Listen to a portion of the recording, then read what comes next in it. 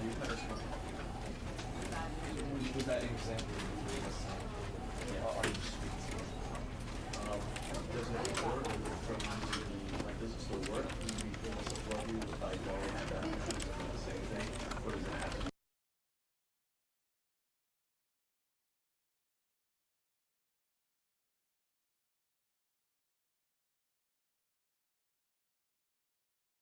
This is the story of a man named Stanley. Stanley worked for a company in a big building where he was employee number 427. Employee number 427's job was simple. He sat at his desk in room 427 and he pushed buttons on a keyboard. Orders came to him through a monitor on his desk, telling him what buttons to push, how long to push them, and in what order. This is what employee 427 did every day of every month of every year. And although others might have considered it soul-rending, Stanley relished every moment that the orders came in, as though he had been made exactly for this job. And Stanley was happy. And then one day, something very peculiar happened. Something that would forever change Stanley. Something he would never quite forget. He had been at his desk for nearly an hour when he realized that not one single order had arrived on the monitor for him to follow. No one had showed up to give him instructions, call a meeting, or even say hi. Never in all his years at the company had this happened, this complete isolation. Something was very clearly wrong. Shocked, frozen solid, Stanley found himself unable to move for the longest time. But as he came to his wits and regained his senses, he got up from his desk and stepped out of his office.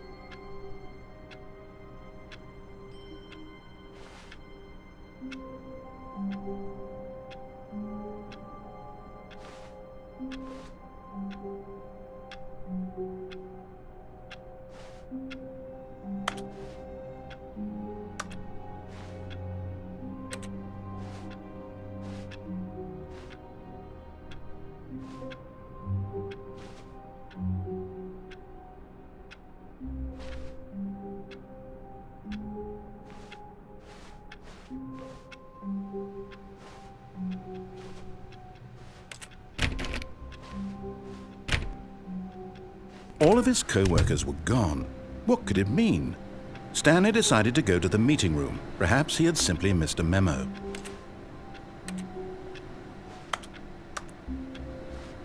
No matter how hard Stanley looked, he couldn't find a trace of his co-workers.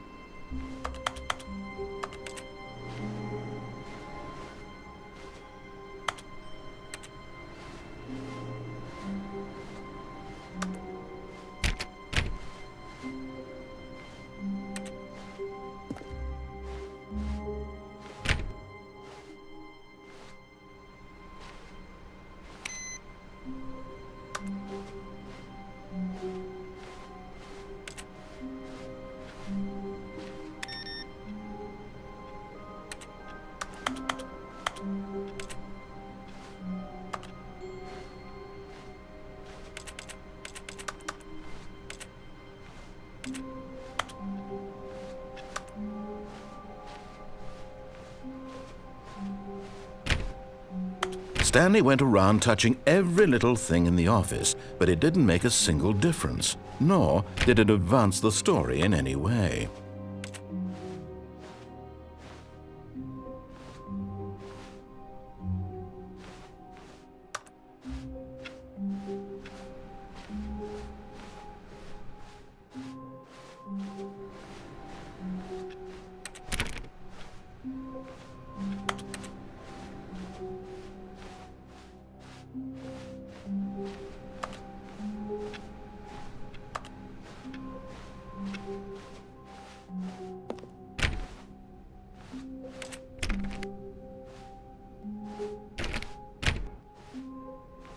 When Stanley came to a set of 2 open doors, he entered the door on his left.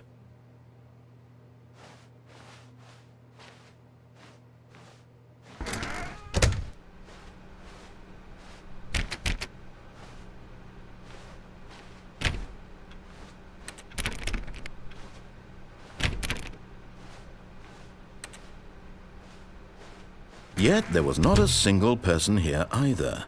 Feeling a wave of disbelief, Stanley decided to go up to his boss's office, hoping he might find an answer there.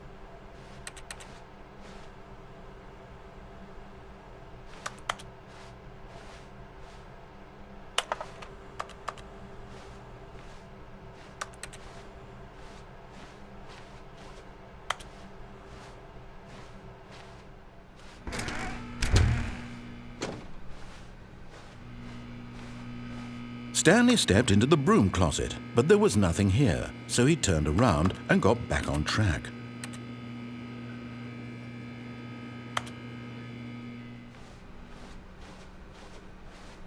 Coming to a staircase, Stanley walked upstairs to his boss's office.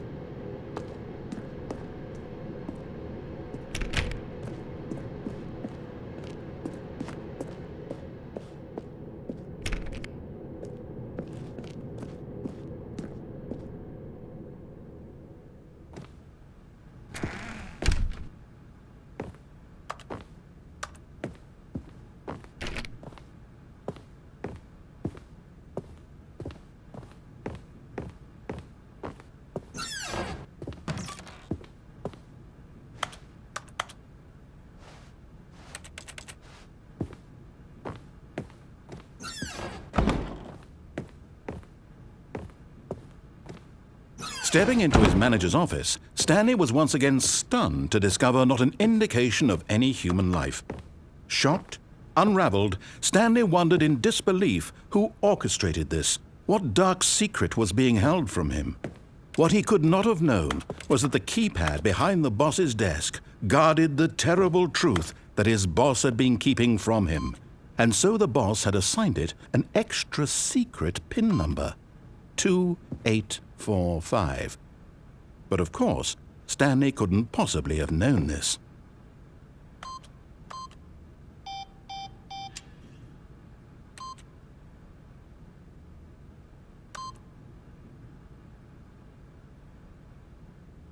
Stanley just sat around twiddling his thumbs.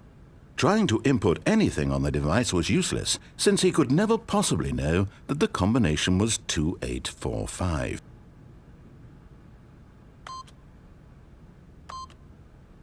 Yet incredibly, by simply pushing random buttons on the keypad, Stanley happened to input the correct code by sheer luck.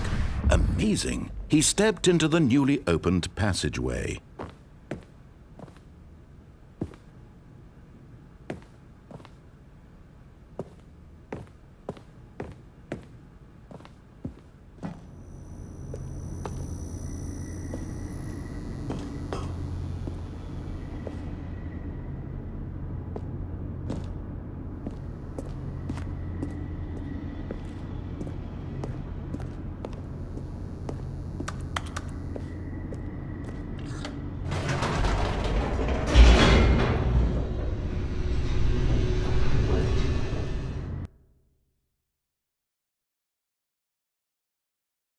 Descending deeper into the building, Stanley realized he felt a bit peculiar.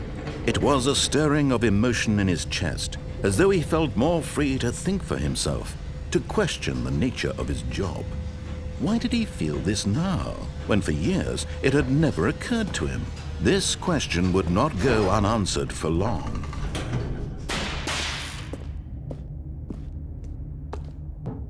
Stanley walked straight ahead through the large door that read Mind Control Facility.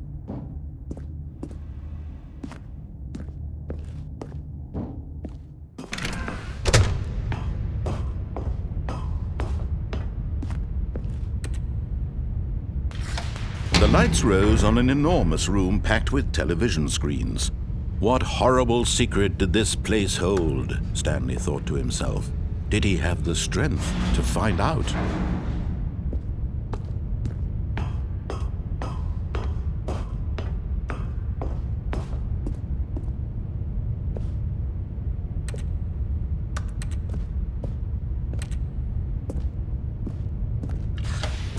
Now the monitors jumped to life, their true nature revealed.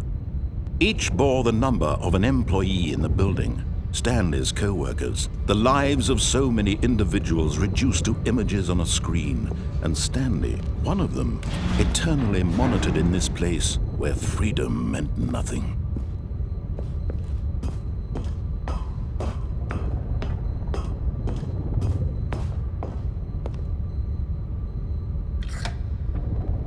This mind control facility, it was too horrible to believe. It couldn't be true. Had Stanley really been under someone's control all this time? Was this the only reason he was happy with his boring job? That his emotions had been manipulated to accept it blindly?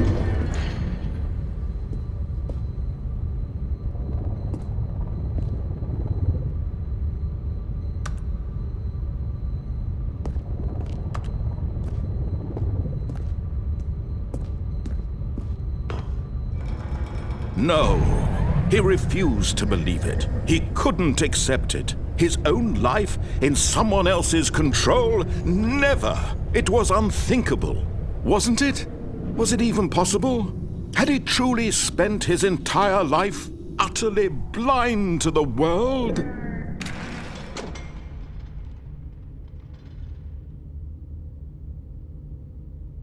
But here was the proof. The heart of the operation. Controls labeled with emotions. Happy, or sad, or content. Walking, eating, working.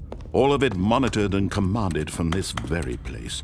And as the cold reality of his past began to sink in, Stanley decided that this machinery would never again exert its terrible power over another human life.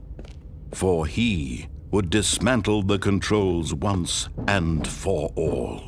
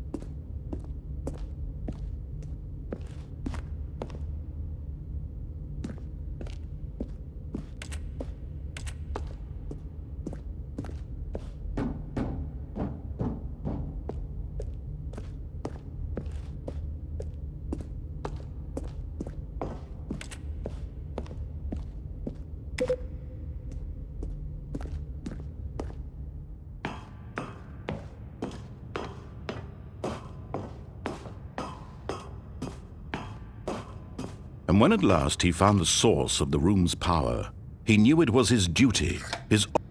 Oh, Stanley, you didn't just activate the controls, did you? After they kept you enslaved all these years, you go and you try to take control of the machine for yourself? Is that what you wanted? Control? Oh, Stanley, I applaud your effort, I really do. But you need to understand, there's only so much that machine can do. You were supposed to let it go, turn the controls off, and leave. If you want to throw my story off track, you're going to have to do much better than that. I'm afraid you don't have nearly the power you think you do. For example, and I believe you'll find this pertinent, Stanley suddenly realized he had just initiated the network's emergency detonation system. In the event that this machine is activated without proper DNA identification, nuclear detonators are said to explode, eliminating the entire complex. How long until detonation then? Let's say 2 minutes.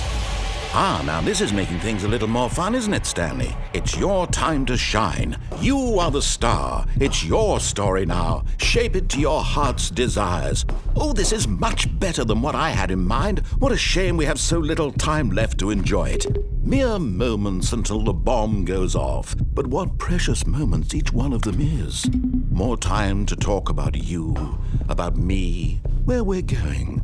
What all this means, I barely know where to start.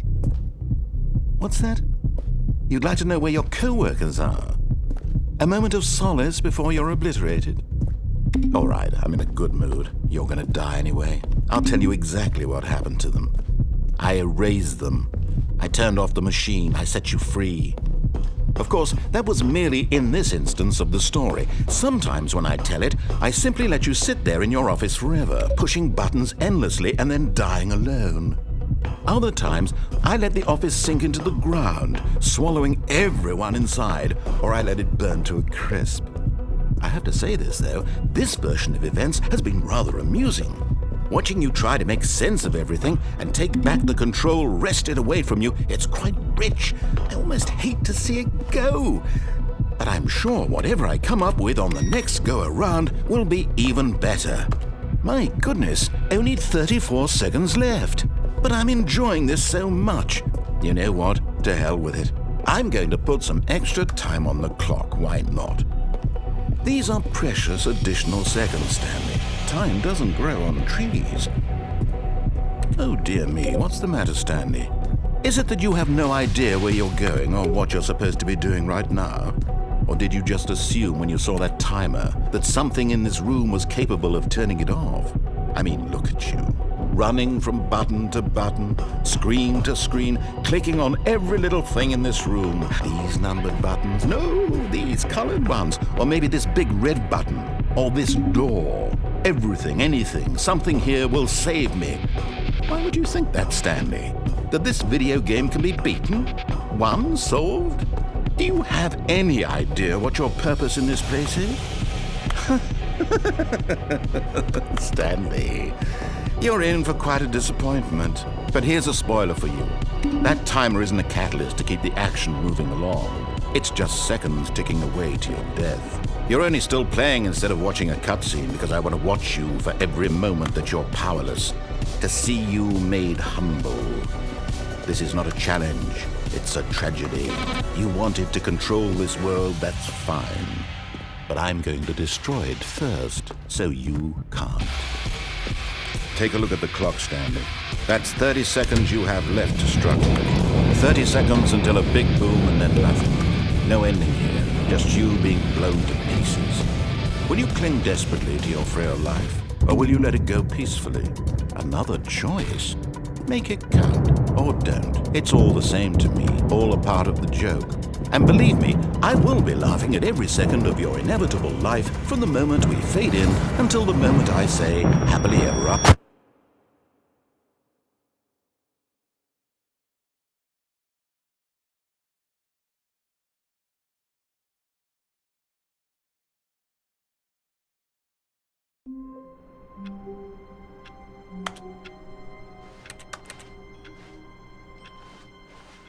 All of his co-workers were gone. What could it mean? Stanley decided to go to the meeting room. Perhaps he had simply missed a memo.